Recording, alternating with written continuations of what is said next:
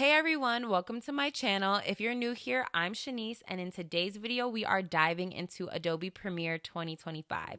If you're looking to get into video editing, this is the place to be. I will be walking you through the basics of how to use Adobe Premiere so you can start creating videos like a pro.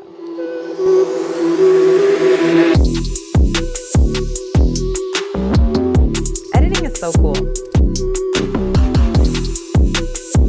All right, let's open up Premiere Pro. When you first launch the program, you will see the welcome screen. Here you can open existing projects, start a new one, or check out tutorials. But we will start fresh today, so let's click on New Project. In the first box that appears, you'll want to name your video project and then press this button to create. Next, Premiere brings you straight into your file downloads to select clips that you wish to use, but you can also add these clips inside the program later on. Once you've created a new project, you'll be directed to the main workspace, and this is where all the magic happens. Now, Premiere Pro's interface is divided into several key areas, and I'm going to walk you through them right now. The first is the project panel, and in here you'll find all of your media files, video, audio, and any assets that you'll be using for your project. This is also where you'll import and organize everything. Next is the source monitor. This is where you can preview all of your clips before adding them into your actual timeline. You can also trim them here, which is super helpful for editing. Next is your timeline panel. Now down here in the timeline is where you will actually build out your video. You drag your clips here and you start piecing everything together. Next is your program monitor, and you'll see that this shows what your final video will actually look like after you've put everything together. This is where you'll preview your sequences and make sure everything looks good. Okay, now let's take a look at the right side of the screen where you'll find some really useful tools for creating and managing graphics. This is where you'll access the Essential Graphics panel. If you're looking to add titles, lower thirds, or animated graphics to your project, this is the place to be. Next up, let's talk about this button at the top of your screen. This is the Workspace drop-down menu. Here you can quickly switch between different workspaces depending on what you're working on. And over here is your tools panel. This is where you'll find all of your basic editing tools like the razor tool, selection tool, and more. We'll be using these as we get more into editing. Okay, let's import some media to work with. To do this, you go to File, then click Import, or just simply drag and drop your media into the project panel, or you can also right-click and select Import into this panel as well. Once you've got all your clips in here, they'll show up and you can easily drag them down to the timeline to start editing.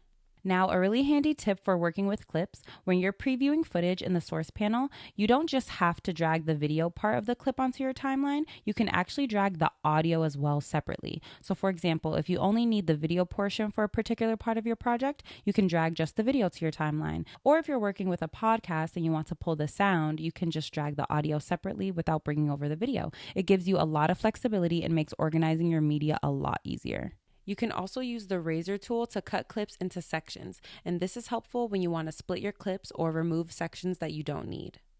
Also, if you just hover your mouse over a specific tool, it'll highlight the shortcut that you can use on your keyboard in order to use it, and using your keyboard does make editing also go a lot faster, so definitely recommend using these shortcuts.